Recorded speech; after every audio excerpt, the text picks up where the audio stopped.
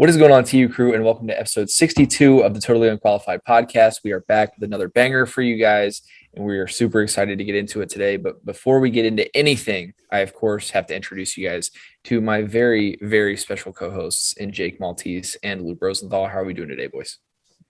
I mean, I'm doing great. I do need to complain about one thing, and this is my last gym complaint. I promise you guys. The last one. There is no reason you should be at what do you call it? Like the barbell station, like where you do, but yeah. There's no reason you should be at the barbell station for 45 minutes. There is zero reason. I need to get bench press in. My apartment complex only has one of these stations. So you got to just wait on. I don't know how long this guy was waiting between reps, but it had to be 5 minutes. It had to be 5 minutes. He was just wandering around the gym, and then he just walked back for another rep. 5 minutes late, I had gotten through 3 workouts before I saw him get to another rep. So I was just pissed about that. I had to completely figure out a different workout to do for that. And I'm just there's no reason. There's especially when there's one. You are on there for 15 minutes max, and you get the hell out of there. That room. This is what you're going to the gym for, though, is to get gains, and you could step up to him next time. I know, but it's ridiculous. Yeah. All right. Because as big as I get, I'm still I know it doesn't probably translate across the screen. I'm a very shy person. I don't like going up to people. So, but I might just have to. I might have to break out of that shell. Maybe I'll film it for some nice content. Oh yeah, do that. No, I could do that. Yeah, I could. It could be hidden. We don't condone violence. No, definitely, of course not. Do it. No, definitely do it. No, definitely do it. I would have that. No, that all you got to do these days is have a disclaimer on top of the screen. Hey, we don't condone violence. And then we don't condone violence, but watch. But then, but then, do an act of violence. It's like finance YouTubers that are like, this is not financial advice. And it's like, this is what you need to do. You need to buy a million Dogecoin. Financial advice. Yeah. Just buy all of the Dogecoin. And then, no. So that's all you need. As long as we put a disclaimer, we're fine. We don't do as we say, not as we do. Yes, exactly. Absolutely. Sometimes do as we do. That's pretty funny. But other than that, great day for me, except for the fact that I had to walk 50 miles to class, but that's all right. Anyway, Luke, before I keep going. I feel like I'm doing a lot better than you. You seem a little worked up right now. You need to take a drink. You need to take a breather right there. Taking something other than protein. You're getting red. You're getting. I didn't say exactly what was in here. Yeah, it's that pre-workout, Ciroc combo right in there. I'm doing great. I think I'm a good luck guys, or a good luck charm guys, because not only did my high school, my alma mater, the men's and women's basketball team won their championships. Wow. Oswego men's basketball is in in our championship finals. We're hosting cool. This weekend. Go. So Oswego Lakers, I'm going to give a little shout out to WTOP 10. Yeah, the Oswego Lakers. I'm going to give a little shout out to WTOP 10. If you're listening to this, go check out our stream tomorrow or on Friday and Saturday. But I'm doing great. Let's get into it. Got to post that in the Discord. Now, I do need to ask you, Luke, are they the best Lakers in the country right now? No, they so dead ass are, and I really think they would. I think they would stand a chance against LeBron and the elderly crew that they have going on there. It's like saying if Alabama went up against an NFL team, one of the bad NFL teams, yeah, they could totally beat them, right? So your Lakers could totally beat the actual Lakers. Listen, they don't have AD, they barely have LeBron anymore. Russell Westbrook is good for about 50 turnovers a game. It's gonna be us versus Melo. It's gonna be 5 on 1. Yeah, they don't have 100%. AD, they don't have LeBron. Oh wait, no, Melo's hurt too, I think. They don't have Westbrook. They don't have water. They're named the Lakers. They don't have water in California, people. They're in a very bad drought. They're in a drought. On and off the court. On and off the court. Just oh my God. There's no splash through the buckets or outside. There's nothing going on from the clouds in California. I don't understand how when you move from Minneapolis, they used to be the Minneapolis Lakers, everybody knows that story.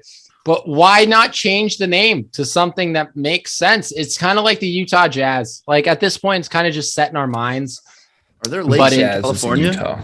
There's definitely lakes there, but it's not like Minnesota, which is the land of 10,000 lakes or something like that. That's like a staple state. California, you think drought. You don't think water, So Anyway. Yeah.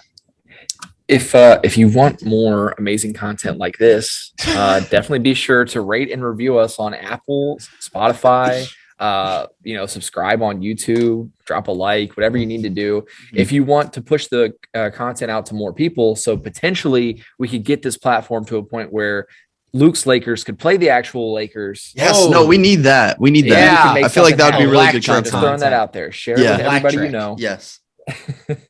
But before we get into our actual topics for today, which are going to be Aaron Rodgers, because there's been a lot of news swirling around him, we're going to get into a lot of people like to talk about like worst to first, like which teams that were bad this past season could be very good next season. We're going to do the opposite and talk about some first to worst, which teams could take a downhill slide.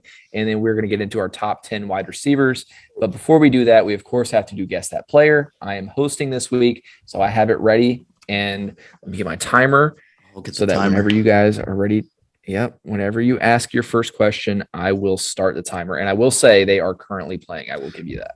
You're currently playing. AFC or NFC? NFC. Okay. Chicago Bears. No. Do they have a top 10 pick? No. Okay, so it's a team on the border. Yeah, it's a middle team. It's a middle of the road team. Okay. Seattle? No. Offense Saints. or defense?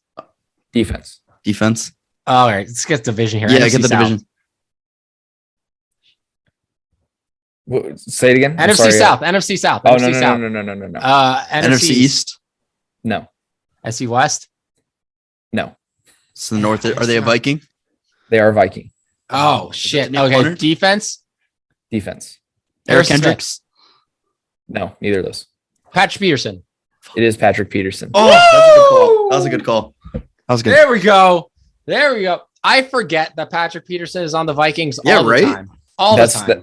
That's why I chose him, because I thought it might kind of trip you up a little bit, because Cardinal for his whole career, now a Viking after this past season. Look at us talking about Minneapolis, and then it's Patrick Peterson. I know. Perfect. Unscripted. Perfect. Yeah, right? Exactly. Perfect fit there. I didn't hear that one question, so I will deduct a little bit of time. So we'll say like 45 seconds is what it took to get that. Not too shabby. Sweet. Not too It's bad. pretty good. It's pretty good. Gage has some great memories from Minneapolis. Isn't that right, Gage? Moving on. We are going to talk about somebody that actually does have great memories from Minneapolis, and that is one Mr. Aaron Rodgers that currently plays for the Green Bay Packers, but whether or not he will continue to play for the Green Bay Packers, we are not totally sure as of right now. He is supposedly giving his decision to the Packers very soon. He said he had some good conversations with them as of recently that have been better than ones in the past on the Pat McAfee show. So, Luke, with you being the Packers fan, I will let you go ahead and start. What do you think that decision is going to be? Yeah, we usually switch it up. Like if it's a topic that you're a fan of. I actually gave it to you this time. I was ready to go. Threw me a bone there. I just want to point out how it was so funny that he announced on the Pat McAfee show, right, that he was going to take some time to make his decision. And there were reports that teams were offering, trade packages for Rodgers right now. And that news that came out on Tuesday wasn't like redistributed and didn't get big until Thursday. It makes no sense. Like he literally said that it's not news again. We knew that he's, taking time to make his decision. We know that teams are trying to trade for him. It's not news anymore. As for what he said on Tuesday on the Pat McAfee show, he got my hopes up, man. The Pat McAfee show got my hopes up. I was live streaming as I was watching it. I was ready for a big decision. Rodgers comes out first 10 seconds. He's like, yeah, for those of you guys that are waiting for my choice here, you're probably gonna have to wait a little bit longer. What a tease, man. That's not cool. I've been saying this for a couple weeks now. I genuinely think he's gonna stay with the Packers. I really do. There's a chance that he retires. I hate this whole retire, like will I, won't I retire game that he's playing. It's the same thing with Brett Favre. It's just like so annoying, so over it. I think he stays with the Packers. I really do. I think at the end of the day, they're going to make him the highest paid player in the league. It's much to my chagrin, much to a lot of these Packer fans' chagrin, because that puts your future in jeopardy. If you're going into next season with a much less talented team than you've had the past 2 years, but you still have the MVP, you still, maybe have Devonte Adams, you weren't able to show that you can make it far, in the playoffs in the past with more talented teams the past 2 years. What makes you guys think that like you're going to have a better chance of succeeding moving forward without Zadarius Smith, without maybe Preston Smith, without a bunch of these guys? If you were to be traded though, I think it's the Broncos. I think it's the Broncos. I feel like they've put the pieces in place for them to potentially get him, hiring Nathaniel Hackett. And Luke Getsy isn't with the Packers anymore. He goes over to the Bears, but a bunch of these other coaches also went to the Broncos with Nathaniel Hackett. So if anywhere, I think, the connection is there. I still don't think he's going to get traded. And if he does, I don't understand what the compensation is going to be, because you're talking about an aging player. Yes, he's just won back-to-back MVPs, but he's mulling retirement. So how long do you want to sign him for when you go to sign him or restructure his contract or whatever? What do you want to give up for him? I don't know. And then obviously injuries is a factor too. He's getting up there in age. So if the Packers do commit to him long-term and he gets injured, like knock on wood, that's the end of the Packers for the next decade. So yeah. Yeah. I am getting the feeling that he's not going to leave. I'm getting that feeling along with you, Luke. I don't know. I just don't understand. So the only people he's like the Packers could possibly lose are the Smiths.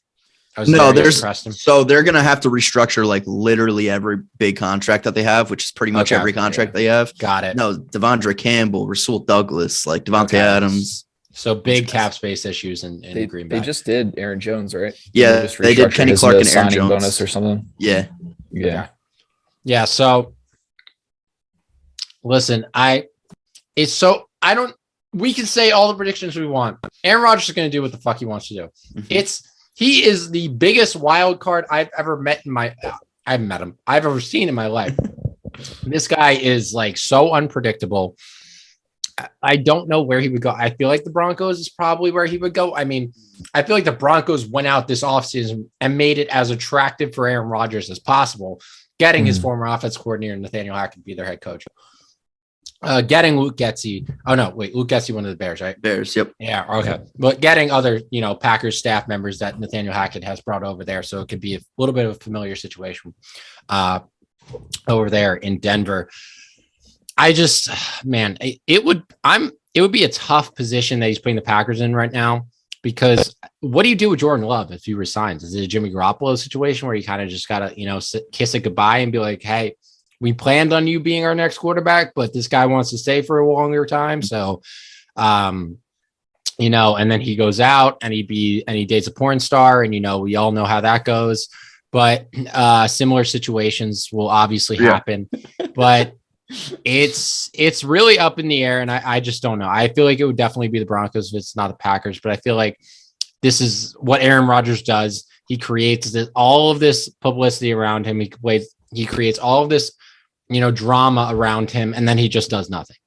I feel like this is Aaron Rodgers' calling card. So that's why I'm getting the feeling that's going to be the Packers. I'm pretty much feeling the same way. I've been saying it for months and months at this point, that I think that either he stays with the Packers or he retires. And I don't think there's an in-between. There is no other step here. And for me personally, I mean, like you guys said, I feel like he's making it somewhat apparent, or it looks a lot more like he's actually going to stay and play rather than take the retirement route. So I think that he'll remain with the Packers as well. As far as a team that I agree that I think the Broncos make the most sense as far as a team where he could end up. But I don't know. Him and Mike Tomlin making googly eyes or whatever that was, maybe had some implications if they want to go out and get him, but they're not in the best situation right now either. And they have some things that they need to work on, whether it be the O-line or whatever the case may be. So if that's the best place for him, I don't know if I'd say that. I think the Broncos make the most sense, but yeah, I think he's a Packer through and through. I think a wild card could be the Miami Dolphins. I really do. You get Mike McDaniel in that Kyle Shanahan offense, and maybe he wants a more established head coach. But I think if you put Aaron Rodgers in a different type of offense where, you don't have to solely rely on him, you put him more that a majority of the time you're running the ball sort of thing, because he is aging now. And I don't think he's going to win another MVP. I know I said that last year, but I really don't, because I don't even necessarily think he, was far and beyond the winner this year like he was in 2020. I think that would be a cool wild card, though, going to Miami. They have plenty of money too. So, I mean, they could build around him and do stuff like that. They could pay him. So it could be interesting. And him with the new head coach and Mike McDaniel, that could be. Get Devonte too. I think they can get both. Fuck it. Just go with both of them. Oh, and Jalen Waddle. Imagine. Jalen Waddle could sort of play that like Debo Samuel role where he just is so versatile. He could do anything. Let me just throw this out here. 3-team trade between the 49ers, Packers, and somebody else, which trades Aaron Rodgers to the 49ers. Somebody gets Jordan Love and somebody gets Trey Lance. I don't know if that would work, but I feel like Aaron Rodgers on the 49ers would be. I feel like that's an attractive. Packers got to get something else than just Trey Lance. I also think, we're moving Trey Lance and not Jimmy Garoppolo. Well, Jimmy Garoppolo is. Are they? I don't think anybody wants Jimmy Garoppolo. Right. Aaron Rodgers and Jordan Love for Jimmy Garoppolo and Trey Lance, straight up, nothing else. Just straight up, swap both of them, basically. Yep. No, I feel like Aaron Rodgers is eyeballing. I feel like you have to, Kyle Shanahan wants Aaron Rodgers. That's a definite. If he could take Aaron Rodgers over Trey Lance, I think he would in a heartbeat. Yeah, I think that the most likely thing is him staying with the Packers, but I don't think that him moving is totally out of the question. Yeah. We just don't know at this point. You know what I mean? Yeah. The implications are all over the place. Yeah. And the one thing that just keeps, it's that little thing that everybody keeps talking about. It's like, why the hell would you want to go to the AFC West? That's the last division you should want to go to. Absolutely. Other than the NFC West, like the AFC West, like you want to go up against Patrick Mahomes and Justin Herbert and even Derek Carr. Like, honestly, Derek Carr can steal some games. He's known for doing it. So you want to go up against those guys when you are literally in the easiest division in all of football, like maybe the AFC South or maybe the NFC East, but like, come on, like you're a lock to get in the playoffs every single year with Green Bay. Like, why would you give that up? Why? They would probably be the favorites out of the NFC going into the season as well. They have been. They're going to be right up there with the Rams. Besides the Bucs a couple of years ago. I mean, they have. And listen, they were a couple plays away from in a different situation. They win that game this year. I don't have any doubt. A different weather situation. If they're, they just blocked teams. Just blocked. Yeah. If they just, sent 11 guys out there, just the bare fucking minimum. Let's send 11 guys out there on a fucking field goal block. Who would have thought? That's a crazy concept. Yeah. Like we can't get that. Ugh. But that's part of what you got to take into consideration, though. I mean, you got your special teams unit that's already weak. You're not in a good cap situation whatsoever. You still have to pay the guy at quarterback. It's tough. I mean, it's a hard situation to look at it and want to stay there for any reason outside of loyalty. So yeah, I don't know. It's going to get a lot more interesting. I think something that gets overlooked is Rodgers has talked a lot about the locker room changing from year to year. This is what I picked up on. Like, your last few moments after that 49ers loss, he was just thinking to himself, like, wow, I'm never going to be with the same group of guys again. And he said the same thing when they lost to the Bucs in the 2021 or the 2020 NFC Championship game. He said, this locker room is just not going to be the same. This team never is. So maybe it gets to the point like the Packers are getting gutted because they just don't have the money to pay for everybody. Maybe he gets to the point where it's like, you know what? I'm seeing a lot of change in this locker room already. Why don't I just, restart with a new team? And I wouldn't blame him for that. I think he certainly paid his dues in Green Bay. And I don't necessarily think that the Packers can win with him. I really don't. I think I've seen enough over the years. I love the guy. I always will. I mean, I talk about him once an episode at least. That's why I'm so jittery that we're talking about him right now. But I don't know. I think he's going to stay there. I think he's probably going to be the Packers quarterback for at least the next 2 seasons. Yeah. All I know is that the Saints chose the wrong season to have no fucking money, but yeah, I digress. Now we're going to get into our next topic, which is the teams that could potentially go from first in their division to worst in their division. Like I said, everybody talks about worst to first, which team could be like the Bengals next season, but I'm looking more so at the teams that like looked really good that could just take this huge drop. So in the NFC, and I'm asking you guys for one from each conference here. For the NFC, it was the Cowboys, Packers, Bucks, and Rams. For the AFC, it was the Bills, Bengals, Titans, and Chiefs. So Jake, I'm going to start with you, and we'll just do our NFC picks for now, and then we'll go back around and do our AFC picks. I mean, I can't help but like, I feel like this is a very obvious choice. Like Tampa Bay is got to be the most obvious choice here. Like I don't know how bad they're still a very talented team, but I'm not trusting Kyle Trask at quarterback right now. Zero faith in Blaine Gabbert. Okay. No Blaine Gabbert. Yeah, no, I have no faith in Blaine Gabbert. I'll say that right now. But yeah, they got to find a quarterback. It might be, I could see it being Jimmy Garoppolo, maybe, but Jimmy Garoppolo is just a Band-Aid. He's just a Band-Aid. That's all he is at this point. So I think they probably think that Kyle Trask isn't the answer. They kind of know that. I wasn't that impressed with Kyle Trask coming out of college. So, and the fact that there's like no hype around him kind of tells me that. I feel like they're going to go out in the draft, and which is like the worst draft class to go out and need a quarterback. So they're going to have to find somebody in the later rounds. There's some nice guys. I mean, there's some promising prospects in there from what I've seen so far. It's just such an unknown. It's such an unknown, and I feel like it's got to be the Bucs who are the most likely in the NFC to go from first to worst, because that division's kind of getting better. And they're kind of getting, contracts are expiring. So yeah, I mean, Tom Brady is just good enough reason as it is. Yeah. And the Bucs are the easy choice, but just for the sake of the argument, I'm actually going to go with the Los Angeles Rams, the Super Bowl champions. Okay. Before that, I just wanted to say real quick, I think Jordan Love would look nice in a Tampa Bay jersey. I wouldn't mind that. I wouldn't mind that. Yeah, I was just thinking about that. I was like, you have some, good receivers out there that just throw it, no risk it, no biscuit type of offense. I feel like that's perfect for Jordan Love. I mean, look what they did with Jameis Winston all the way to 8-8. I'm gonna go with the Rams. It's kind of hard to argue the Rams because they looked really good in the Super Bowl. Their pass rush has been outstanding. Their secondary has been really, really good. Although Jalen Ramsey gave up a few big plays, he's the best cornerback in the game. I don't think anybody doubts that really. I just think one, Super Bowl slump. I feel like it happens to more teams more often than not.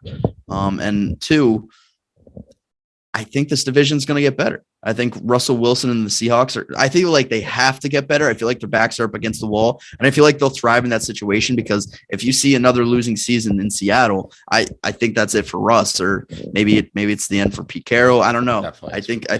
I think they need to win this season. The 49ers are always going to be good under Kyle Shanahan. Now they might take a step back and, experience some growing pains with Trey Lance at quarterback. But they're always, interesting. I don't think anybody really expected them to make it all the way to the NFC Championship and, almost win it. They were 9 minutes away and a dropped interception away from, winning that and going to another Super Bowl 2 times in 3 years. And then the Cardinals. I think Kyler Murray is going to take a next step forward. I think once you get DeAndre Hopkins back healthy, once you get Christian Kirk, just like a decent role in the offense. I believe he's a free agent, by the way. But I think they'll re-sign him. I think Rondale Moore is another guy you look at that's bright for the future. I think the Rams are going to have a tough season next year. I think I think they're going to make the playoffs, but worst to first, I'll take that over the Packers and the Cowboys personally. Okay. I want to say real quick, I actually don't like the Bucs pick. And that's just because I think that there's 2 teams in that division, potentially 3 teams in that division that are just going to be worse, like all around, because the Bucs still do have a lot of talent. The Panthers, I don't know what they're going to do. Yeah. I mean, they've got some decent talent in the receiving core and stuff like that. That O-line is atrocious. They are in dire need of a quarterback. I think it's going to be Deshaun. I have a sneaky feeling it's going to be Deshaun. Apparently, from what I heard, this is just a rumor from what I understand, but Desean Watson would not waive his trade clause for the Panthers. He did not want to go to Carolina. That's kind of shocking. He's not going to have many fucking choices to pick from. Look at the situation. He has no leverage here.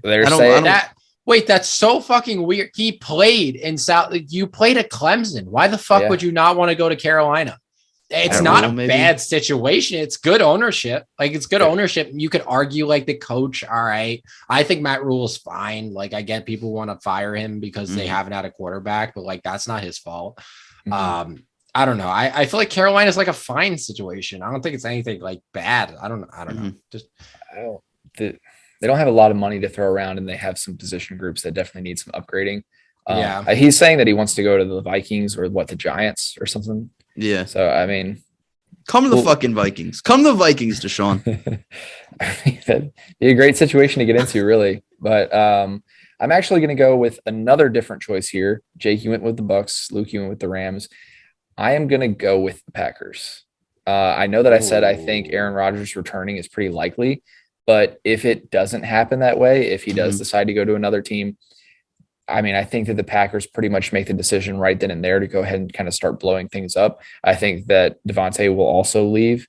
And then you have some decent receivers there still, but you're going to lose a lot of your firepower that way. Jordan Love, from what we've seen of him, I mean, he could still have some things up his sleeve that we haven't really seen yet because he hasn't gotten the opportunities, but just hasn't looked great up to this point.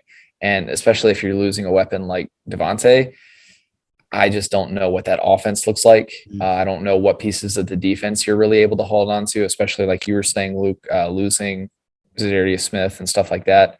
So I'm going to take the Packers. I think they could potentially, and I feel like it's a similar situation to what I was just saying with the Bucks, where there's teams in that division that could also be pretty bad, like the Lions and the Bears. But I feel like those two teams are at least moving in the right direction. Whereas if Aaron Rodgers leaves, the Packers will only be moving in the wrong direction. That's fair. And I feel like this just goes to show how terrible and putrid the NFC East is, or the rest of it, that none of us picked the Dallas Cowboys of all teams to go from. Thought about it just because I feel like those teams are all they could move in the right direction, but just I don't feel comfortable enough to bet on any of them. You know what I mean? Absolutely. So we'll see. Who was the first pick this year? Is it the Jags or the Lions? It's the Jags. It's the Jags. Okay. All right. Because I'm trying to see like a Lions, like they got a quarterback. They could go. Listen, Bengals 2.0. Lions the first place. Let's see it. Fuck the Packers. Yeah, I feel like it's gonna be Jared Goff again. I feel like they're paying him too much money to not start. Maybe with because they have 2 first-rounders, right? They've got a later one. Maybe with their second first-round pick, or maybe they'll just wait until second round. I'm seeing a lot of Evan Neal now going high in these mock drafts. I don't think they need a tackle. They would probably go. I think you'd be stupid to pass up on Kayvon Thibodeau. Yeah, they'll probably go edge. I think they're going to go edge as well. Either Aiden Hutchinson or Kayvon Thibodeau, whichever one's still there. Hutchinson is homegrown. Like, there's no way they don't go Hutchinson there. I think it's the other way around. I think Thibodeau goes number 1, and I think Hutchinson goes to the Lions. Little hometown thing there in Michigan. Yeah, it just makes sense that way. But yeah, if I've been like the Jags do need a line. So 100%. Evan Neal wouldn't be correct. I just started here. Has Evan Neal been like the consensus best? I just started hearing about this guy. So he on draft boards and stuff on mocks, he has been like the consensus best. But a lot of what I've been seeing outside of mock drafts and stuff like that is people say that he's very big. He's got all the size and all the strength that you could want, but his technique isn't that great. So some people are a little bit lower on him because of that. Okay. I see a lot of people have Ika Mekwonu over him as well. I feel like that talk sort of died down in recent weeks because now Evan Neal is getting these number 1 overall pick projections out of nowhere. I don't think so. Not after Eric Fisher. I don't see it happening. Eric Fisher wasn't a bust. He was a good tackle. He wasn't a bust. I don't think he got really great until later on in his career. Yeah, but he was never bad. He was always solid to good-ish. Yeah, was he first number 1? But that was the weakest draft I've ever seen in my life, the 2013 draft. That was like, hey, Eddie Lacy was in that one. Come on. I think that what came out of the 2013 draft? Yeah, Eddie Lacy, Travis Kelce was like probably the best thing to come out of that. I can't think. D-Hop, and that's all I can think of. That's it. Yeah. I mean, it's going to be really interesting, this draft, because this is the first one that I can remember for a while that we have an idea of who could go first overall, but we really just don't know. It could go 2018. 2018 was like this. We had there was 5 top 10 quarterbacks at the time. At the time, they were all top 10. And Lamar Jackson wasn't one of them. And there were 5 top 10 quarterbacks. And then there was Saquon and there was Bradley Chubb. And there was so we had no fucking clue until draft day who was going first overall. Yeah. We were all shocked when it was Baker. I like it that way, though. I think it. I do too. It makes it fun. But for the other conference, Luke, this time I'm going to start with you. We've got the Bills, Bengals, Titans, and Chiefs that all finished first. Which of these teams do you think could end up being the worst next year? This is tough. It is because the AFC is strong. AFC is really strong. I know who Gage is going to pick. I think I'm going to go with both Super Bowl teams here. I think I'm going to go with the Cincinnati Bengals. I feel like I feel like the Titans could be a candidate but the rest of the AFC South, or at least half of it, is pretty piss poor. As long as you got the Jags in that division there. Yeah, And then the Chiefs are in a really competitive division, but I'm not expecting them to, lose the division by any means. So I'm going to go with the Bengals. I think the Steelers, if they could find a quarterback, they're going to be right back up there contending again. I think Lamar Jackson has a rebound season next year. I really like the Ravens. I feel like I'm a lot higher on Lamar than a lot of people are right now, but he just brings such a different dynamic to the game at the quarterback position that you don't really see anywhere else. But the Bengals, I think, can build really well in this offseason and make them stronger heading into the 2022 season. I think they need to shore up that secondary a little bit. I feel like they needed to get a certified third guy in there between Mike Hilton and Chidobe Awuzie. Maybe a Rasul Douglas. Possibly. Yeah, let's hold off on that one. We can't have them stealing my guys. Let's just and then maybe another presence on the D line. I know they have DJ Reader and Sam Hubbard and why can't I think of his name right now? Trey Hendrickson. Yep. Maybe another fourth guy on there to really make a dominant D line. I still think they have a really bright future, just because of the division that they're in. And then I'm not gonna, overlook the Browns as well. I still think the Browns have pieces in place to be successful. Myles Garrett might be, the best edge rusher in the league right now with TJ Watt and maybe Aaron Donald if you count him. But I'm going to go with the Bengals. Nobody expected them to even make it that, past 7 wins this past year. So, yeah. I can't go with the Bengals. They have too much cap space and they have too much they have a plan. You can't not have a plan after that Super Bowl. You're going to free agency and you're like, okay, we need offensive linemen. Hold on. Right there. That's it. Especially in that division too. Yeah. Yeah. So, and especially with the Steelers and the uncertainty there, I just can't put them in that conversation. This is tough. This is a really tough one. It's hard. Because I think it's going to come down to an injury. I think somebody's going to get injured. That's the only reason I could see one of these teams coming in last place. Now I'm going to do this. Yeah, I'm going to do this based on, I'm going to say Chiefs. Fuck it. Okay. I'm going to say Chiefs. I'm not going to say they're in last place because I don't think this is possible in the AFC. I don't think any of these teams, the teams that they have two sucky teams in their division for them. NFC, you can see it happen. NFC, you can see it happening. Yeah, you could make a case for any of these teams that we talked about in the NFC, but the AFC is just sure. Yeah, because the AFC West, if the Broncos get Aaron Rodgers, bam, Broncos are up there. Mm-hmm. Chargers have been up there because Justin Herbert's getting better every single year, and that team's getting better. They look great under Brandon Staley. So you got two teams right there. The Raiders, don't count them out. We counted them out this year. They made the playoffs. These are three really good teams. You slip up a little bit. One injury. They did this year. Kelce. They did this year. If that, that bad stretch is extended. Exactly. First 6 weeks of the season. I mean, if the other teams just hold on to what they were doing, and don't let the Chiefs come back, then it easily could have gone another way. Yeah. So Travis Kelce gets injured. Tyree Kill gets injured. One of those key guys gets hurt. Anybody on that defense, that I feel like it just falls apart. That defense is so fragile. We saw Tyrann Mathieu get hurt against the Bengals, and wasn't good. It wasn't good. So I feel like the Chiefs, their offense is fine. I think their offense is pretty durable. That defense is so fragile. One piece, Chris Jones gets hurt, call off the season. It's not good. It's not good. So I just think the Chiefs have the chance to not win their division next year because of how good that division is. So I'm not saying the Chiefs suck. I could legitimately see the AFC West putting all 4 teams into the playoffs next year. And I don't think that's crazy to say. Yeah. So I'm going to go with the Chiefs in this one just because it's so hard. I like that pick a lot. And I agree with everything you're saying about just the strength of the division itself. The Bills and the Titans, like we talked about, they just have teams in their division that are too bad for me to expect them to be worse. So I'm actually going to agree with Luke here. and I'm going to go with the Bengals. Joe Burrow. Joe Burrow hater. Joe Burrow hater here, I feel like that's what I'm going to get branded as now. It's just like a Burrow Bengals hater, and that's not at all the case. I still love the team. I think they're fantastic. I do like Joe Burrow, regardless of some conversations we've had recently. Not me and Joe Burrow, us, the podcast.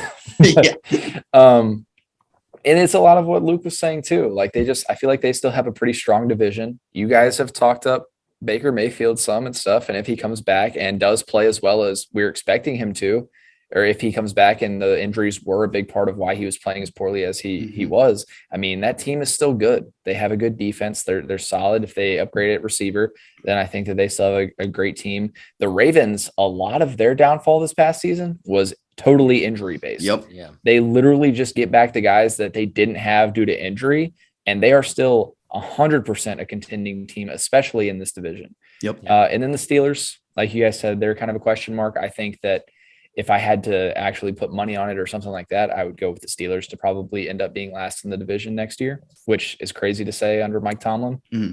But if I had to choose one of these teams to kind of take a drop off, I think I'm going to take the Bengals, and it's just because I think the other teams could potentially give them some trouble.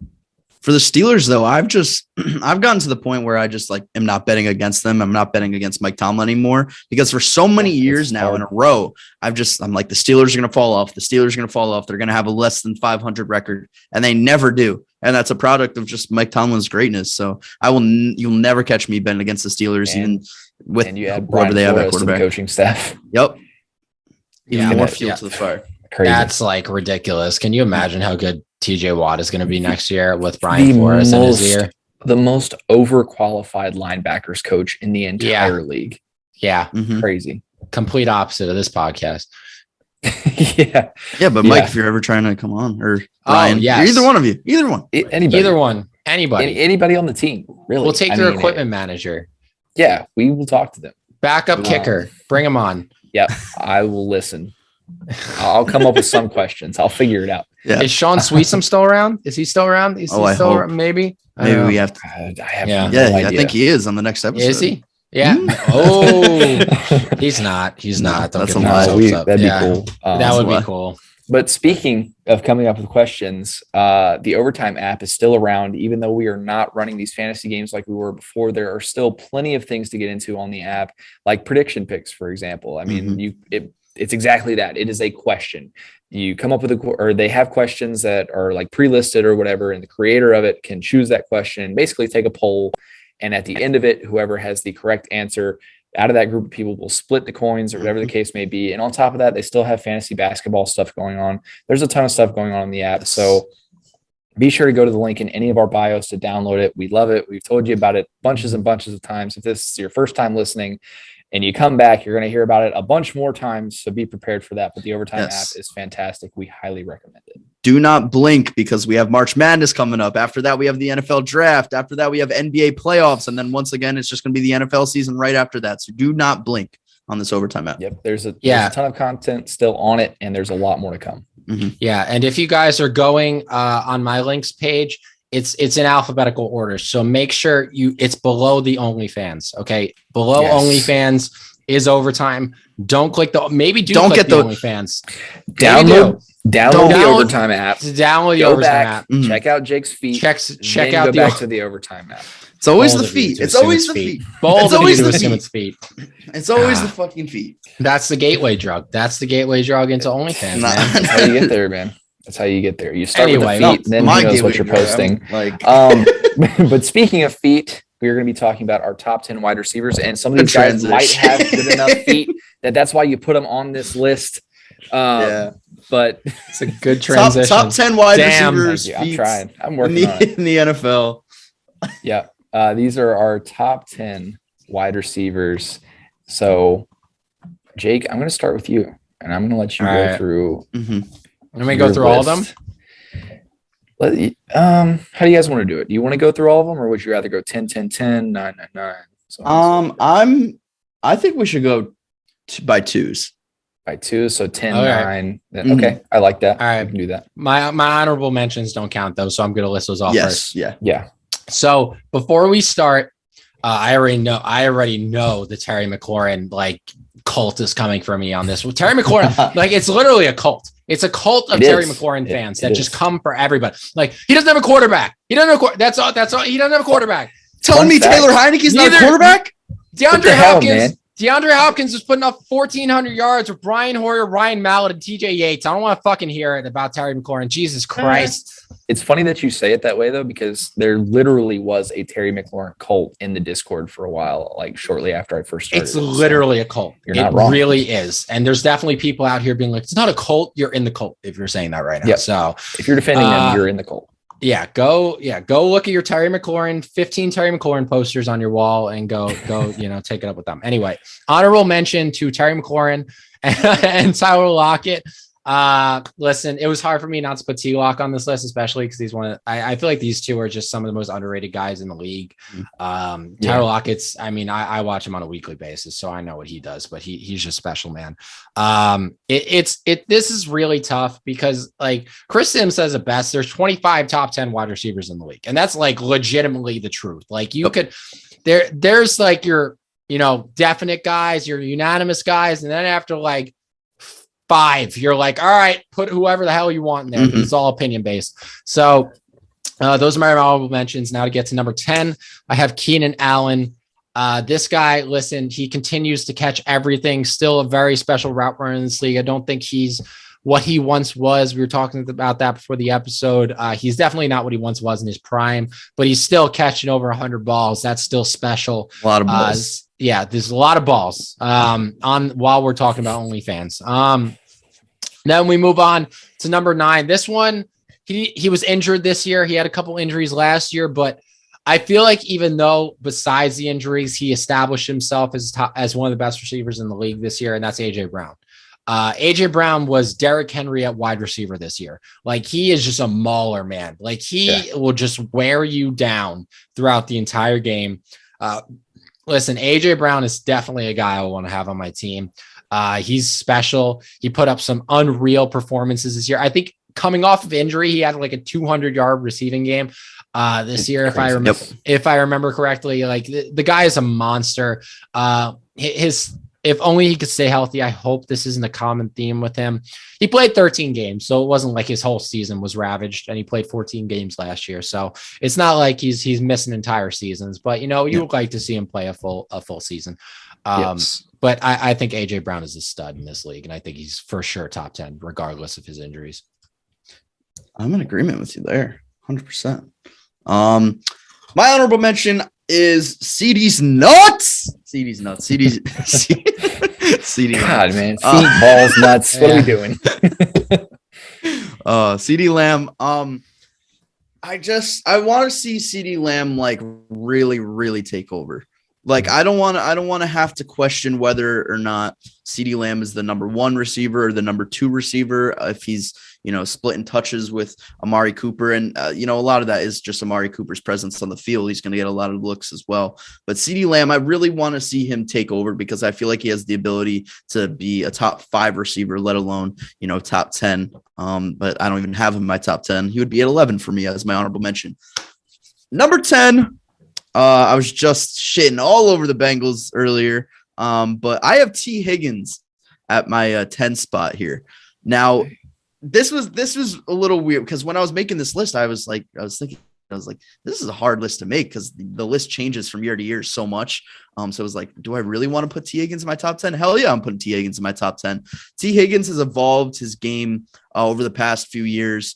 And he's really one of the better go up and get it type guys, but he has that perfect mix of go up and get it and speed and the route running. He just has incredible catches seemingly every single week. He's the perfect 1-2 punch with Jamar Chase. I mean, look, he gave what's his name? Jalen Ramsey, the longest touchdown reception of his career, even though it was a face mask. But the awareness, he's great. I think he's such a great young talent, and I think he's only going up from here. He's kind of like doing what I wanted to see out of Mike Williams earlier in his career. This is what I wanted to see out of Mike Williams. Although he's probably a little bit more, I'd say, athletic than Mike. At my number 9 spot, I also have AJ Brown. AJ Brown, you said it all, Jake. I mean, if it weren't for injuries, I feel like he'd probably be higher on this list. But I mean, he has 2 1,000-yard seasons. He's never played a full season even, and that's just impressive in itself. But you really saw him take over in this year's playoffs. He got the Titans right back into it, down to the wire. And he's outplaying Julio Jones, which I know Julio Jones is older now, and I know he was dealing with injuries in his own right. But AJ Brown is that guy. There's a reason why Julio Jones didn't take the number 11. It's because he knew AJ Brown was special. He knew that he was one of the best in the league. Just you want to talk about go up and get it, guys. I mean, AJ Brown is up there right there with T. Higgins and, you know, probably Mike Williams as well, D Hop as well. I think AJ Brown is great.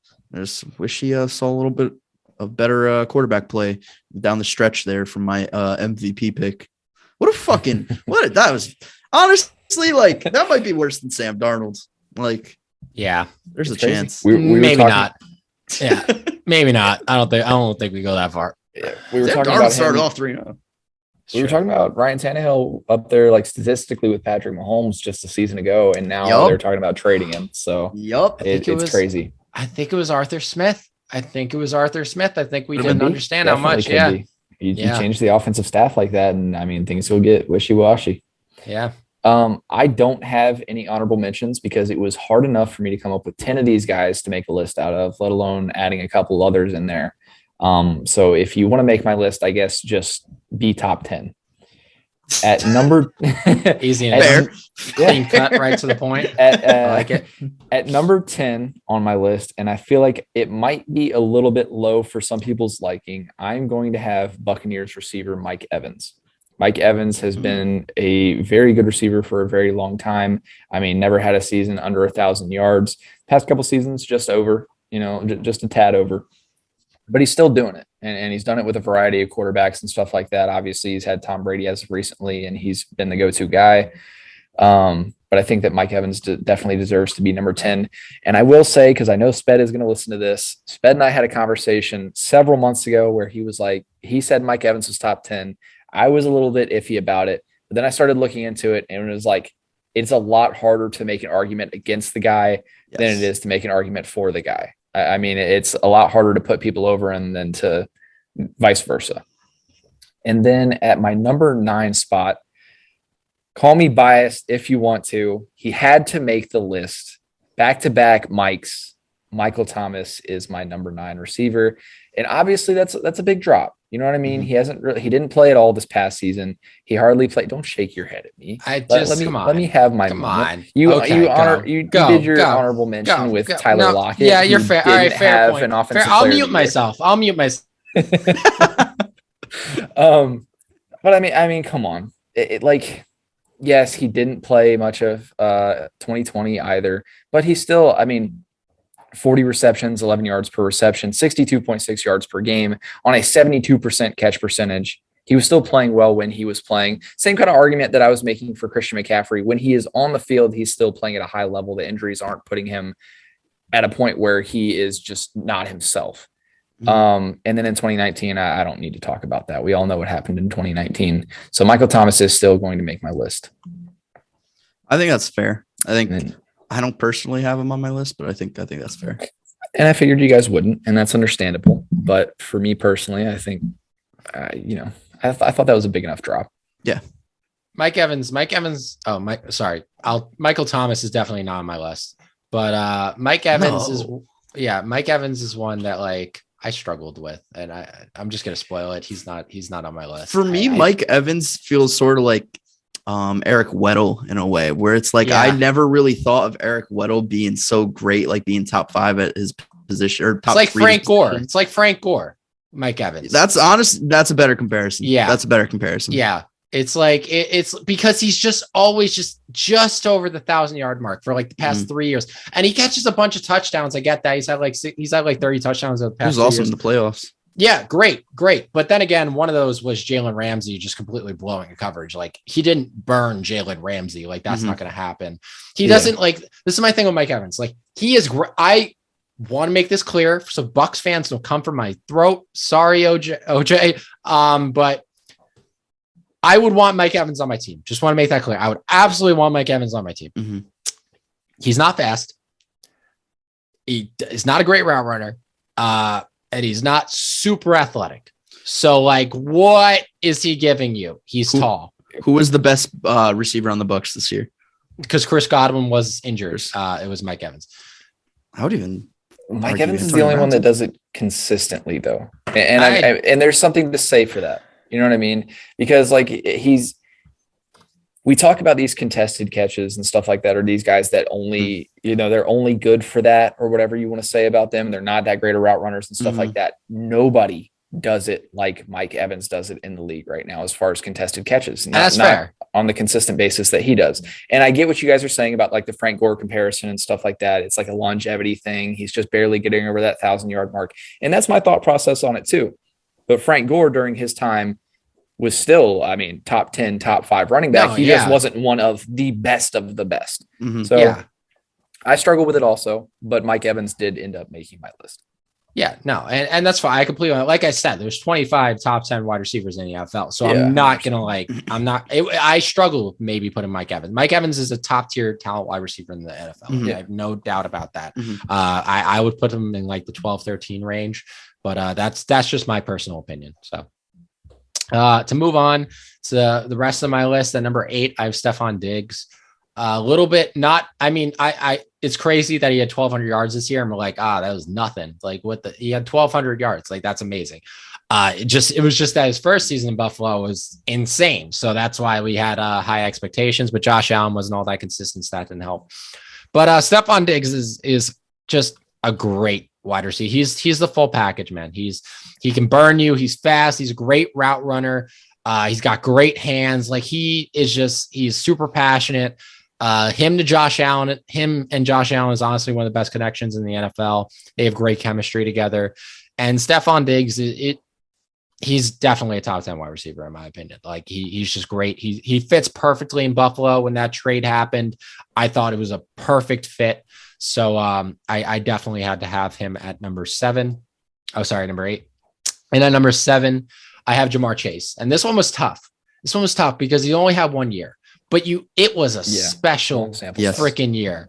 Like, it was special, man. Like, Jamar Chase, you couldn't watch Jamar Chase this year and say that's not a top 10 receiver in the league right now.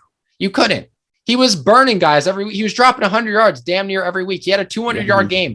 Like, the guy was definitely a top 10 wide receiver in the NFL this year. No doubt about it. The only people I have ever said that to as rookies were, him, Justin Jefferson, maybe Amari Cooper. Like, Amari Cooper's like yards weren't great, but it was talented. Like, and then like I hadn't really watched anybody besides that. I didn't watch I didn't watch football when Calvin Johnson and Julio were in the league, were rookies. But yeah, so Jamar Chase is a stud. He's definitely going to be a top 5 receiver at some point. I have no doubt about that. If he keeps up on this trajectory.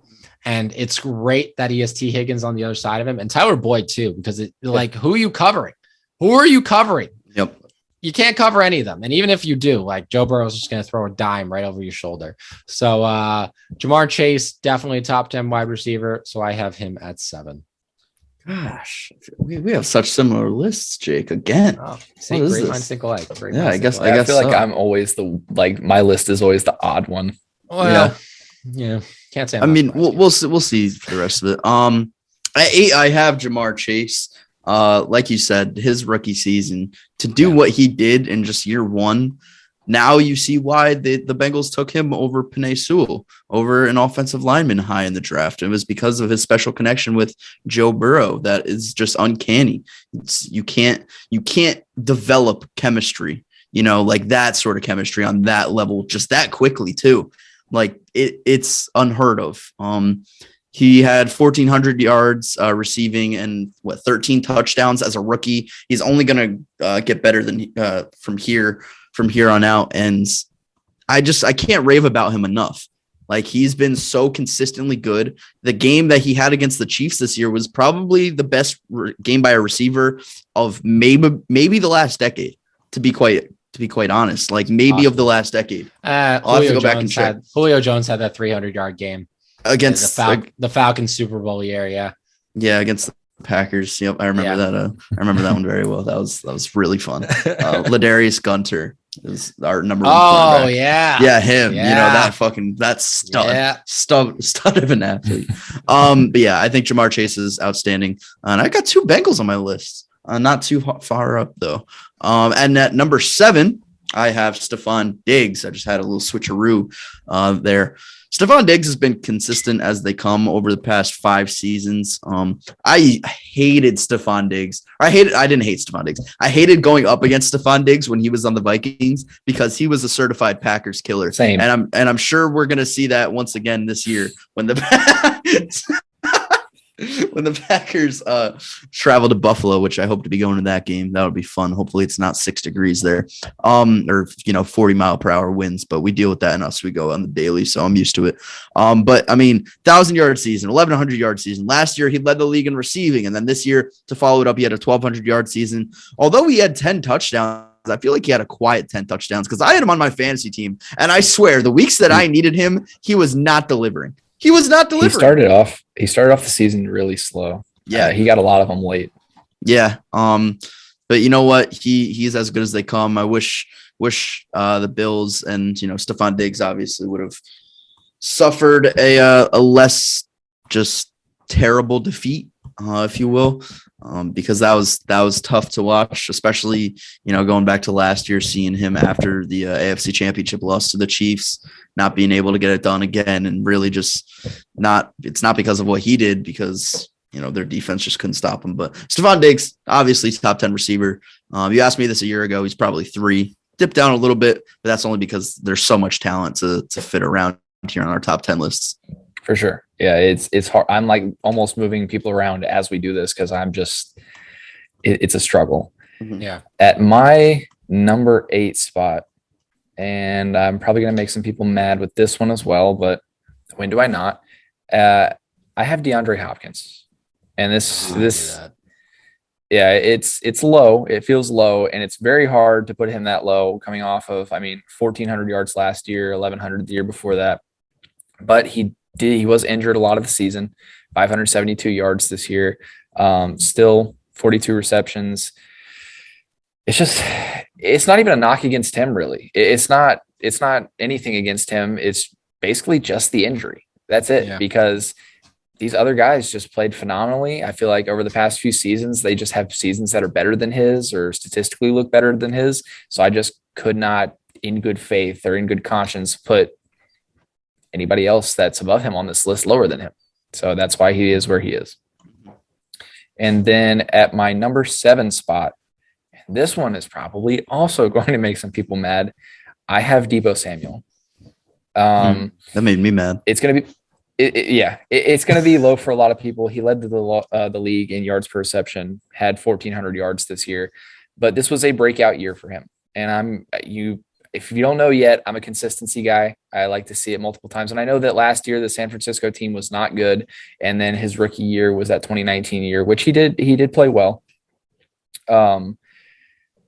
But it's the same kind of thing. I feel like the guys above him, I've just seen more consistency out of them. And with the things changing in San Francisco, I don't know that he'll be able to have as much production, but he was phenomenal this year. And I think that he definitely is like a top 5, top 3 talent. If he can maintain that, it's just about maintaining that for me. Yeah. Bouncing. Yeah. That's tough. That's tough because he was hurt last year. I know a lot of that team was hurt, and I took that into consideration. And I'm not totally knocking him for having not so great years or whatever the past couple. It's just it's so hard. You know what I mean? It's like if I put Josh Allen top 5 last season. You know what I mean? He had a great year, an MVP type year, some would say, but you're not going to see him in people's top 5. You know what I mean? It's just hard for me to put him that high already. Okay. Yeah, bouncing right off of that in my number 6 position, I have Debo Samuel. It did not. Again, I agree with you. This is his first breakout year, and what a freaking year it was. If Cooper Kupp didn't have the year he had, Debo Samuel was probably very much in conversation for Offensive Player of the Year, because he carried that 49ers team. But it literally just came down to the fact I can't put him above the guys I have above him. Like I can't. And like 49ers fans, as much hate as we have towards each other, okay? I fucking hate you. I do. I'll say it right now. All 49ers fans, I fucking hate you. That's it. That's the full statement. There was nothing following. That's it. Period. And they hate me too, and I get it. You should. All right. But we beat you in the NFC Championship game too. Like I get it. All right. Whole thing. Like I understand. By the way, a couple of days ago was the anniversary of you test or not. Wait. Oh wait. No, we're a while. I must have just seen the clip, but it was it's testing me with a sorry receiver like Crabtree. Classic classic moment. But it's literally I'm saying there are only 5 people in the world I would take above Debo Samuel. That is a bunch of respect you're getting from me right there. Because I fucking hate your team. I hate it. I'm going to keep saying this. I hate it. Holy shit. If I could destroy one team in the NFL, I would clear out Levi Stadium so quickly. Anyway, I'm getting off topic. But Debo Samuel is at number 6 for me. He is a stud. He's a beast. He carried that entire offense this year. And if he keeps doing it, he'll definitely have to knock somebody out of my top 5. But I just can't take any of the top 5 guys out right now and replace him with them because they're all just too special in my opinion. So that's the reason I don't have Debo Samuel in my top 5. Now getting into the top 5. At number 5, I have Tyree Kill. This might be a little low for some people, but again, it's a situation of it almost felt like the NFL was catching up to him this year a little bit. Like they weren't able to stop him, but they were able to dramatically slow him down. Not literally. Yeah, they're almost game planning for him better. Yes. So you see teams throwing some new stuff at him.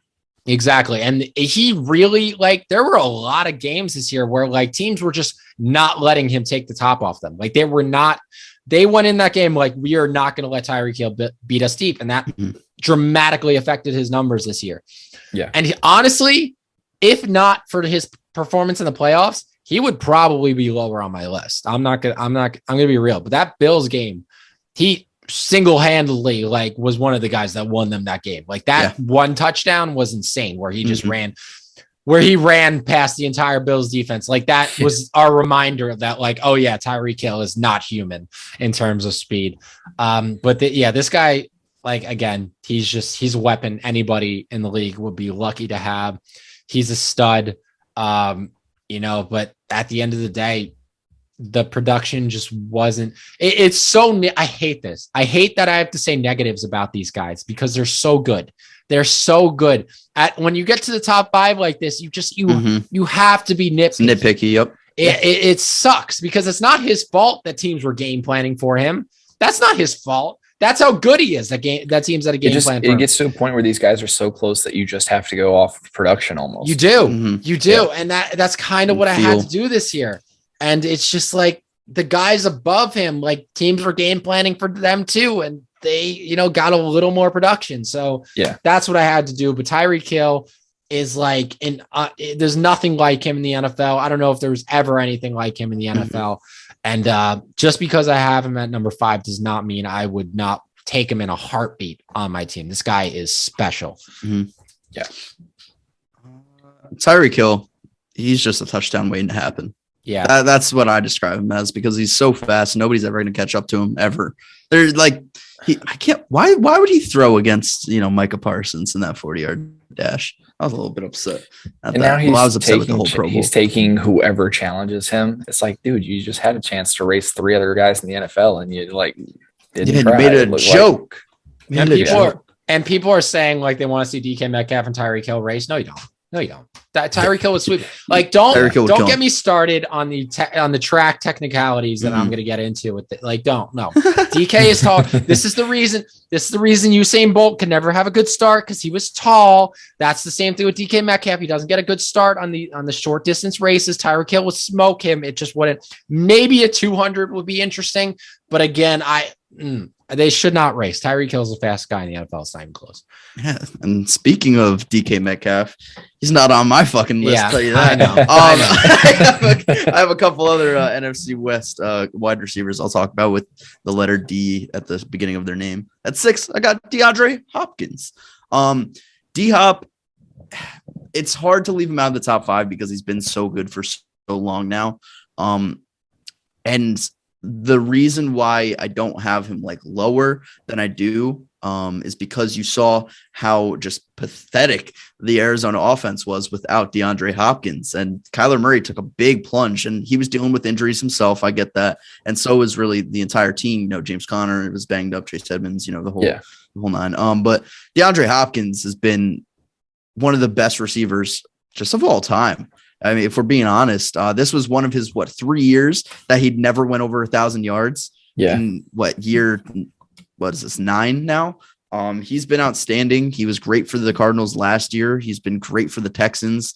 I mean, you saw the quarterbacks. Jake just named a few of them earlier of who we had to play with. I mean, talking about Matt Schaub was probably the best quarterback he ever played with. Maybe Brian Hoyer, maybe Ryan Fitzpatrick. Who knows? But that's just impressive as it is. It's tough. It's tough to rank DeAndre Hopkins because, like, where do you rank Michael Thomas? Where do you rank DeAndre Hopkins? When we went back to our running back list, where do you rank Saquon Barkley? Where do you rank Christian McCaffrey? It's tough ranking these guys that are hurt when, you know, all of these younger athletes, especially like Jamar Chase, Jalen Waddle, Debo Samuel, Justin Jefferson, they're having incredible seasons. So where do it's all about how much you take. It's easy to do a list based on the season. It's hard to do a list like overall because you got guys with different sample sizes and, you know, recency and all that stuff. It's just how much you take into account for like their history and what they did in, you know, not just this past year. D-Hop has been one of the best over the past decade. At number 5, I have Debo Samuel. I think you have to think about Debo Samuel the same way, or this is how I look at him, the same way I view Lamar Jackson. I feel like he is the Lamar Jackson of the wide receiver position because you can't really just grade him and, you know, view him as a wide receiver. He's really just a football player. Like, just give him the ball, whether it's a run, whether it's a jet sweep, whether it's a screen, whether it's just a go route. Debo Samuel is that guy. He could do it all. And I feel like very much similarly to Lamar Jackson, what he brings to the table, it's not just throwing the ball, it's running the ball as well. He brings a different aspect to the position, same way that Debo Samuel does. I'm not going to overlook his just incredible season. We've never seen a player like this in history. I mean, 1,400 receiving yards, and then he was their number 1 running back for a majority of the season as well. After Elijah Mitchell went down, they couldn't, you know, Trey Sermon wasn't, you know, rising to the occasion. Raheem Mostert got hurt before the season even started. So he's their everything. The whole offense is Debo Samuel now. And you started to see, you know, some production taken away from George Kittle, but Kittle was also dealing with some injuries and just bad quarterback play. But Debo Samuel, he's been outstanding. I'm not hearing any of this slander, Gage, that he's not top 5 after that year. 1,700, you know, scrimmage yards. He led the league in yards per reception, and he was running the ball half the time. To break my top 5 off of a single season that wasn't even best in the league, it's tough. Like, you have to do some like generational, like one of the top receiver seasons ever type stuff if you're going to break my top 5 like off. Something that somebody else did this year, like something we'll get into shortly. But this kind of is generational. If you look at it, we've never seen a wide receiver, you know, just be so dominant at 2 positions like Christian Debo McCaffrey Samuel is. A wide receiver.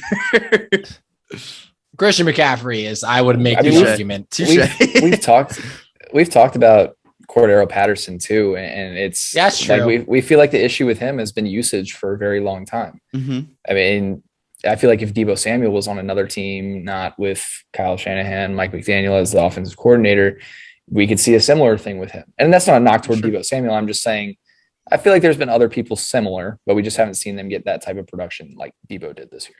Fair. Yeah. Yep. And then that would come to me. And at my number 6 spot, that is where I have Jamar Chase. And again, didn't break my top 5, but for him to do what he did, 1,400 yards as a rookie, like I said, Debo led the league in yards per reception at 18.2. Jamar Chase had 18.0. So his connection with Joe Burrow was obviously phenomenal and played into that a lot. But for him to have basically one of the best, if not the best rookie seasons as a wide receiver that we've ever seen, just shortly after Justin Jefferson did something similar, off of 128 targets and 81 receptions. it was phenomenal. And he got some rushing in there too. Not quite Debo Samuel level, but he got a few rushes in there. But I think Jamar Chase is only going to get better. We keep seeing these guys come out of LSU and just do these crazy things, and it's just been wild. It has been. And then at number 5, like Jake, I also have Tyree Kill. And I feel like you pretty much said it all. A lot of teams are game planning for him very well. We saw it in the playoffs this year as just an example against the Bengals. He was kind of lighting them up in the first half of that game. And then they changed their game plan. They started playing 3 deep and stuff like that. And he just wasn't quite putting up as much production as he was in that first half. So it's hard because they have Travis Kelce, who mostly plays over the middle, but they don't have another really dominant wide receiver to kind of take that heat off of him and have him get some other production that some of these other guys do. So for similar reasons, I have other guys above him just because of production, and that's all it boils down to. He's still phenomenal. I think he has the potential to really be potentially the best receiver in the league, but we're just not seeing the stats to kind of back that up right now. Fair. Yeah, and I think he kind of was. I mean, I would say after the Super Bowl, he was pretty much in that conversation for top 3 receivers. And he's always in that conversation. We're just saying he had a little bit of a, he had some games this year where he was kind of a non-factor. Yeah. His highs have been high, but his lows have been a little bit too low. Yeah, exactly. So moving on to my number 4 spot, I have Justin Jefferson. Justin Jefferson probably has the greatest 2-year start to a receiver's, career that I've ever seen. And considering that Jamar Chase was better than him in college, I can't wait to see what Jamar Chase does next year. These 2 guys are insane. But Justin Jefferson, I mean, following up a 1,500-yard season with a 1,600-yard season is fucking insane. And he had Adam Thielen. Adam Thielen was out for a good amount of the year this yeyear. Yeah. So a lot of the offense was put on him and Dalvin Cook. So he really stepped up to the plate. This guy is fucking special. And I can't say enough good things about Justin Jefferson. He is solid. He is consistent. He shows up every single week and he's putting up numbers. And he is going to be a damn good receiver for years and years to come. The Vikings definitely got a good one. And at my number 3 position, I have DeAndre Hopkins. I couldn't in good faith drop him lower than I did. Because he was number 1 for me last year. Now he's number 3. So I couldn't in good faith drop him lower than a couple spots just because his first real injury ridden season. I can't even think of another season where he really dealt with injuries. He's so good. We all know he's not old either. He's 29. He's still in his prime. He'll be fine. Hopefully this Kyler Murray situation sorts itself out. And Kyler Murray is back there throwing balls to D-Hop. You saw it when he was on the field this year. He's still his same old special self. And he's still got the best hands in the league. So DeAndre Hopkins is still, for my money, a top 3 receiver in this league, regardless of the games that he missed this year. I had him low, but I can't hate it. You know what I mean? I feel like he's super consistent, kind of like the Mike Evans argument. But I feel like we just haven't seen him explode quite like these other guys, especially at least not as of recently. And that's why I've dropped him a little lower, but I mean, I can't even be mad. Yeah. I mean, he's just been doing it for such a long time. He's outstanding. Yeah. At my 4 spot, I have Justin Jefferson. I feel like Justin Jefferson is sort of just a quicker, more agile version of Stefan Diggs, but he blew up a lot sooner than Stefan Diggs did for the Vikings, if that makes sense. Yeah. He's been everything that they needed in a replacement for Stefan Diggs and then some. Had a little bit of a drop in his catch percentage, but down about 6%. I think he was at 70% last year. But he is just so impressive.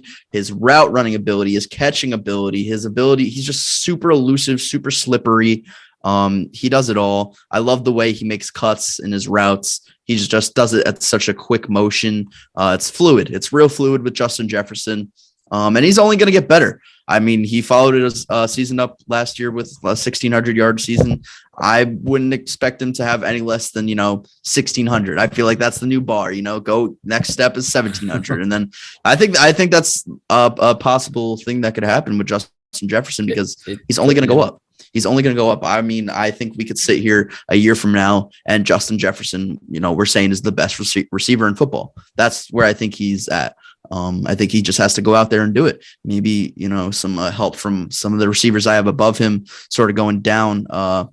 That would help him out if they were to have, worse years next year. But nonetheless, he is in my top 4. For 3, I have Tyree Kill. I feel like you guys are too low on Tyree Kill. I really do. I feel like Tyree Kill became a more well-rounded receiver this year, actually, because, well, obviously Tyree Kill, he does one thing outstandingly well that really no other receiver can do, is that just take the top off a defense, and anytime you could get the ball, it's a threat for a touchdown. Doesn't matter where you are on the field. When Tyree Kill has the ball in his hands and he has like a full steam of motion, going a lot of momentum going forward, it could be a touchdown at any given point. And I think he became a more well-rounded receiver because he wasn't getting many of those looks this season where that just over the top, 90-yard touchdowns like we've seen in the past. He had a lot more catches and he had a higher catch percentage this year. Maybe he was getting more targets because Travis Kelce was dealing with some stuff. Maybe they just didn't. I feel like Byron Pringle stepped up this year, but maybe it's just the lack of emergence of a true number 2 wide receiver. That's why he was getting so many targets. But even just like jump ball, talk about go up and get it, guys. Tyree Kill might be up there, and Tyree Kill's like my height. Tyree Kill's like my height. We're talking like 5'9", 5'10", maybe. But yeah, Tyree Kill, I still have as a top 3 receiver in the game today, just because he can do what no other receiver can do. You can't teach it to another receiver, and that is just speed, pure speed. I mean, the guy's a track star. You can't teach speed. You don't really get, faster as you go into year 5, year 6. You're starting to go on the decline, and it only looks like Tyree Kill is getting faster from here on out because I'm not on that 40-yard dash at the Pro Bowl. But I digress. I mean, one of the premier athletes in the league, and I can't necessarily hate the logic either because, like you said, more receptions, a lower yard per reception, but that's because he wasn't catching those deep balls like he usually was, but he was still putting up numbers. Mm-hmm. So that's the thing, man. We talked about it. That's the thing about these lists. It's hard. Yeah. Because you guys are giving your cases for like why you have these players at these certain positions, and I can't necessarily disagree with any of what you're saying, but I also feel the way I feel about where I have them. So at my number 4 spot, I have him higher than both of you. It is Bills receiver Stefan Diggs. I feel like obviously him having Josh Allen has benefited him a lot, but he has been doing it for longer than that. I mean, he was doing it with Kirk Cousins. He did it with Case Keenum for a year. I mean, he's had over 1,000 yards for the past 4 years, led the league in receiving last year, led the league in receptions last year, 76.5% for his catch percentage last season is phenomenal. I mean, you just don't see many guys doing that. Yeah. So I think he's a great receiver. I feel like he doesn't quite get talked about as much. And I feel like a lot of that right now, like you said, Luke, is because he had kind of a quiet season. Like he put up 10 touchdowns, but his season wasn't talked about a whole lot. Just weirdly because I feel quiet season. Yeah, we have the emergence of all of these other guys like Jamar Chase, like Debo Samuel, like Cooper Kupp, and I feel like that kind of took away from it. So Stefan Diggs, I still think is fantastic. And even like the game against the Chiefs in the playoffs, you see Gabe Davis come out and do the things that he did, and everybody's like, well, where's Stefan Diggs? Well, Stefan Diggs contributes to that. They're double covering Stefan Diggs. They're game planning for him. And it's reasons like that, not to take anything away from Gabe Davis's performance, because a guy doesn't just do that out of nowhere. But he still plays a part in that kind of stuff. So I'm still going to put him up there. I still think he's top 5. Yeah. And then at my number 3 spot, again, a guy that everybody's going to be like, he is too low, or maybe people will agree with me. I don't know, because I've seen some unnecessary hate for this guy. Cooper Kupp is my number 3. Cooper Kupp. Yeah. Yep. I'm not going to. Yeah, go. What? Make your case. Just say it. Just make your case. Go. Cooper Kupp is my number 3 receiver. Oh, sorry. That slipped out. I'm sorry. Please continue. And I've said it multiple times. Consistency is key for me. And he dealt with injuries last year. And I understand that he didn't play the full season. He didn't play the full season in 2019 either. And he had Jared Goff. He did have a generational season this year, one of the best receiving seasons that we have ever seen. He put up, 1,900 yards, throughout the playoffs and stuff, obviously you add that in there, and he put up over 2,000 yards. He first Triple Crown winner in a long time. I get that. I do. I get all of that. But that alone is not enough to catapult him just up to the very tippy top for me. I can't do it off 1 year, guys. I can't. Same thing with Debo Samuel. Same thing with everything you were just describing sounded like you're describing the best receiver in football. He had an 1,100-yard, 10 touchdown season 2 years ago. This isn't just 1 year. And I understand. Well, I know that, but I know that. But he got injured last year, 20 yards away from 1,000 yards. It's hard for me. I feel like that's tough to take. It might be, and people might be pissed off, and I think Cooper Kupp's phenomenal. But for him to not even be in my top 10, for him to probably not even be in my top 15, coming off of last season, and he was in nobody's. People can try to argue it, but he wasn't. For him to jump all the way up to number 3 from probably like the 20-ish range, maybe a little bit lower, I feel like is a lot for having this type of season. I just got invited to play Minecraft on my laptop. I don't know what the fuck. Ditch us? Play some blocks? I might after that take. Are you kidding me? I might go off on the craft. I have him where I have him. Listen, you guys wouldn't like what you would see in the polls in the Discord then for sure. Yeah. Listen, everybody's like, people need to have their standards, right? You need to have, what would it take you to take a guy that's not in the top 10 and put him number 1? Like Gage, what would it take? Would it take a triple crown? Would it take leading the league in receiving Offensive yards? Player of the Year, Super Bowl MVP. First team All Pro. It would take him not having, and I know that he was hurt. I know that. But again, when we get up this high on the list, you have to go with the production that you've seen. He had a little over 1,000 yards in 2019. He had under 1,000 yards in 15 games, 12 games started. He's been good for a long time. He's been solid for a long time. He has just now emerged as an elite receiver with a generational season. I don't know. I feel like it's been quite a time that he's been elite. I had him in my 11 to 15 range last year. Yeah. He the last 2 years he's been damn near 100 catches. Pretty much like he was again 20 yards away from 1,000 yards last year before he got injured. 4 straight years of 70 plus catch percentage. Yeah. Like I'll give you this. He's been an under the radar guy. He's not flashy in any way because he's Wes Welker recreated. Like that's kind of the best way to put it. Like Wes Welker was like, he wasn't flashy at all, but guess what? He could probably drop 200 on you because you're not going to focus on him. And that's what Cooper Kupp is. And that's like, now he has Matthew Stafford. If he goes out and he has another 1,800 yard season, like if he goes out and has another 1,800 yard season, I'm putting him above number 1. Okay. All right. Okay. If he goes out next year and has a 1,200 yard season, if he breaks 1,000 yards again, but it goes like, I don't know. It's not going to take much is what I'm saying. Like I put him at 3 because I felt like that was a pretty big jump from where he was before. No, that's fair. That's fair. If he has even like another solid season, another good season, I could definitely see myself bumping him up even further. Is Cooper Kupp a Hall of Famer, guys? Not after this season. I wouldn't go that far. One Pro Bowl, one All Pro. No, I wouldn't go that far because listen, it's so hard with these guys that aren't just freak athletes because they have to maintain this production for people to keep putting you up there because they have to keep doing this shit. Yeah. Because everybody's going to be the second he has like just 1,000, like if he goes 1,000 yards, 8 touchdowns next year, I don't think people have him in their top 5 anymore. I'll be honest. I don't. And that's ridiculous. I mean, that's ridiculous. I think it is. With the receiving seasons that we see people have nowadays with multiple guys having 12, 13, 1,400 yards. Yeah. I think if he has like just over 1,000, he'll probably drop out of a lot of people's top 5s and stuff like that.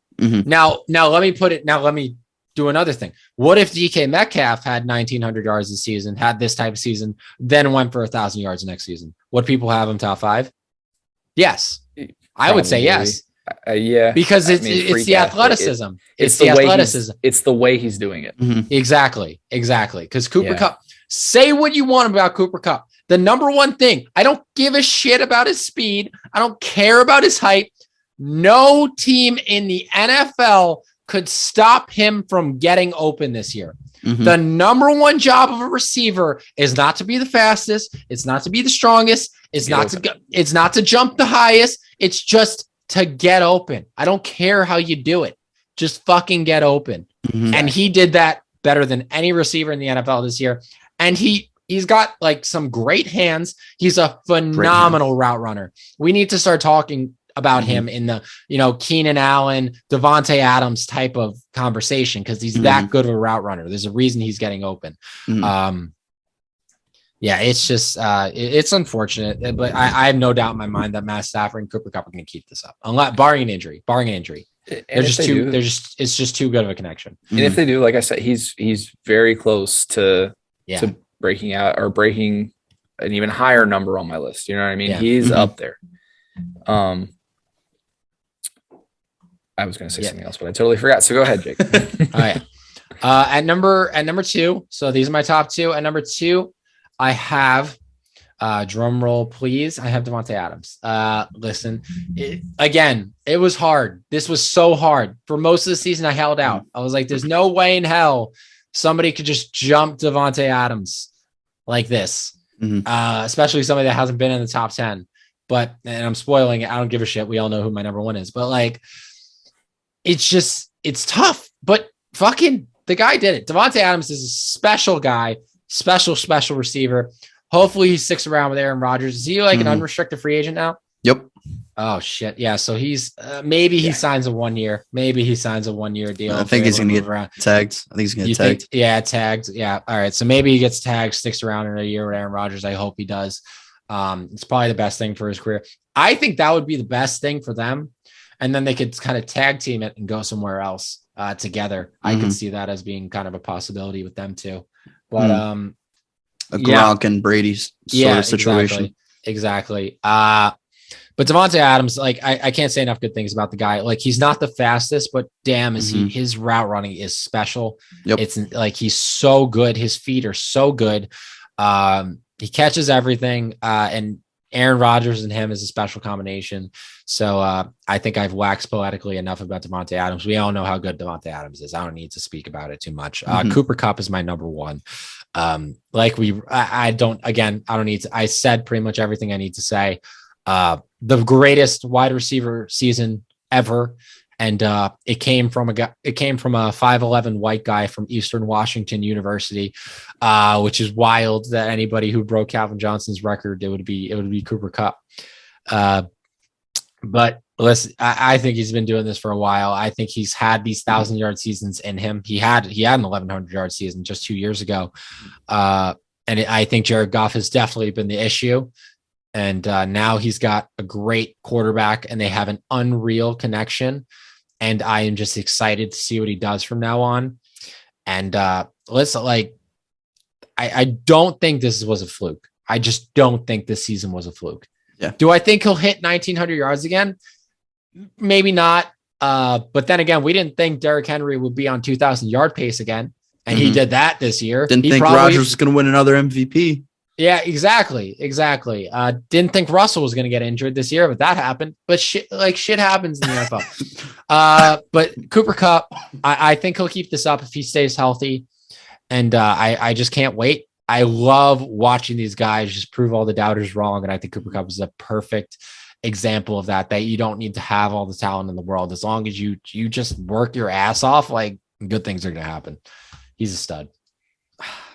Jake, we need to do something about it. We need to do something about it. I know, this. Luke. Yeah.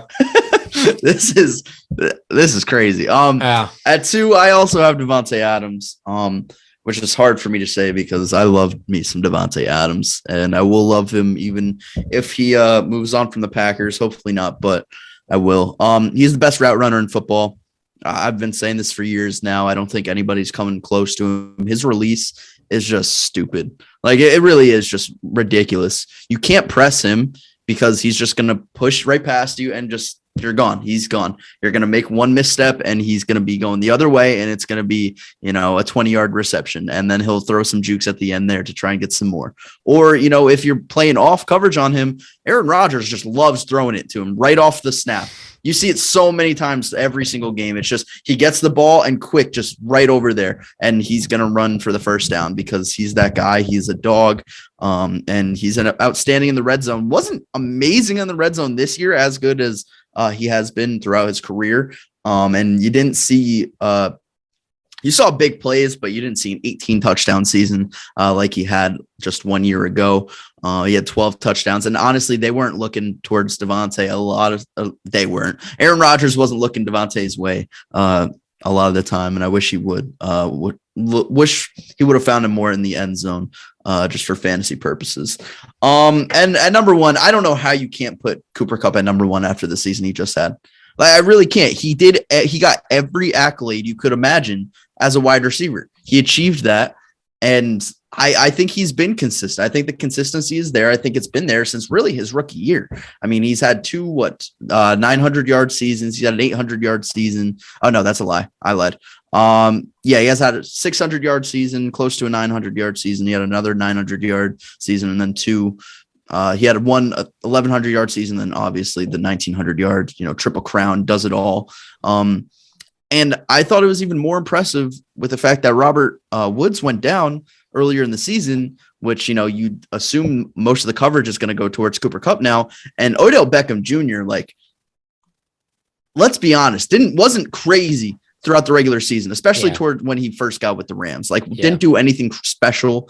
He really showed out in this year's postseason, but he wasn't anything crazy. I don't think he was up to standards. I don't think he was up to par with Robert Woods. If Robert Woods would have stayed healthy, I don't think he would have had the success in the Super Bowl like he had. But, I'm running out of things to say because it was just such an absurd season. And it was the best of all time. So how could you not put the best of all time season at, put him at number one? I don't know. Let alone number three. I think that was real hot, Gage. I think that was real hot. Well, I'm glad that you brought it back up because I have to go back real quick and make an adjustment. So I'm putting him at number 4 now. I'm taking him off. Instead of giving my 2 and my 1, I'm going to go back to my 3 and start from there. At number 3, I have Justin Jefferson. It was a mistake. Because we ranted and raved about it already. Justin Jefferson has been phenomenal in just his first 2 years. A lot of people were expecting a sophomore slump, and that wasn't the case at all. He stepped up. He got better. I mean, 95.1 yards per game is fantastic, even on a lower catch percentage. And like you said, Jake, he didn't have Adam Thielen quite as much as he did even last season. So for him to step up early, I've talked about Kirk Cousins. I'm not low on Kirk Cousins, but he's a big part of the reason that Kirk Cousins looks as good as he does, in my opinion. Sure. With that being said, at my number 2 spot, Devonte Adams. You moved him up to 1. I have Devonte Adams. Whoa! What the fuck? Because I was while you guys were talking, I was looking more at the stats.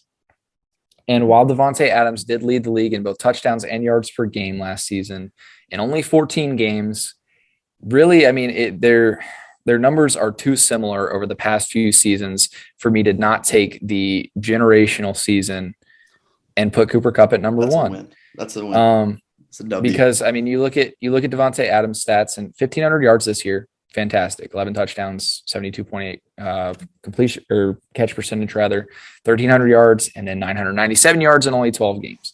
And you look at Cooper Kupp, the 1,900-yard season, and then last season he only started 12 games, 974 yards, and then 14 games, still 1,100 yards. So it's too comparable for me to not take the one significantly better season. And Cooper Kupp has much better completion or catch. I don't know why I keep wanting to say completion catch percentages over that span as well. So I'm going to do it, and I'm going to move him up to number 1. Yes. We just did God's work, Jake. We just did God's work right there. I thought there was a mistake. Like you read you had him. Yeah. Steve Harvey. Wrong. Yeah. Yeah. Moonlight, La La Land. I will say it.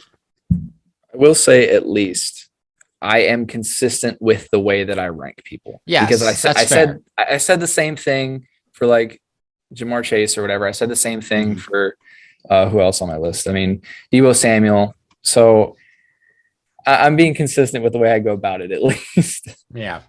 And Gage, if he hadn't had an 1,000-yard season before this, I would understand your record. I would understand your reasoning. Yeah. Yeah, I would understand. Yeah. And it's not crazy. It's the situation of like, I would compare it. As I was thinking, I would compare it to Joe Burrow's LSU season. Like, it was the greatest season by a college football quarterback of all time.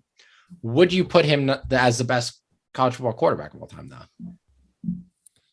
There's a debate. It's like, there's a debate for it, but it's hard to just outright do it. Exactly. And that's the thing. I'm trying to just avoid, the recency bias thing and just throwing a guy up there because of what you've done for me lately. But when what he's done for me lately is literally one of the best things we've ever seen in football, I think I have to put him up. You just think of all the, like, he is at the top of the list for best receiver season. Jerry Rice doesn't have that. Randy Moss doesn't have that. Michael Irvin doesn't have that it anymore. Doesn't have it. Jordy Nelson doesn't have it. That's fact. I saw something a while back. I think it was like Jerry Rice is the only receiver to have like a triple crown, Super Bowl MVP, and there was something else. I forget exactly. Offensive player of the year. Offensive player of the year. Yeah, offensive player of the year, all in a career for a receiver. Cooper tried doing it in one season. Yep, it's wild. Yeah, wild. Yep. And he was an MVP finalist as well. He came in third. Yeah, he did come in third for that as well, which is insane from the receiver position. Unpredictable season. So you guys swayed me. I did change my mind, but that is going to be it for us this time, guys. We appreciate you guys tuning in as always. We hope you enjoyed that episode. So if you guys have anything that you'd like to say, closing statements or anything like that, Jake, I'll start with you. Yeah, absolutely, guys. Make sure to go follow us on all of our social medias. We do really, really appreciate it. Luke is Football Fan Zone, Gage Extra Points. I am Jake Maltese 3, and then go follow all of our Totally Unqualified accounts. We got Instagram, Twitter, TikTok, YouTube. Go do all of that stuff and follow our content. If you did enjoy listening to us idiots for an hour and a half here, we really do appreciate all your support. So if you want to see more content from us, make sure to go follow us on all of our social medias. Yeah, this is probably going to be the only time I ever ask you to shut off the podcast right now and do something else. Do something that would mean a lot more to us, and that is go download the effing Overtime app. They have games, they have pools, they have stuff weekly. It's like social media. It's, whatever fantasy site that you love to play. It's a great mix of the two. Like I said earlier, they're having a bunch of different games throughout, the entire NFL offseason. It's not just football. They have, college hoops coming up, March Madness. They have the NFL draft. And then, of course, the NBA finals, and then so on and so forth. So make sure to go download the Overtime app, and we will catch you guys in the next episode.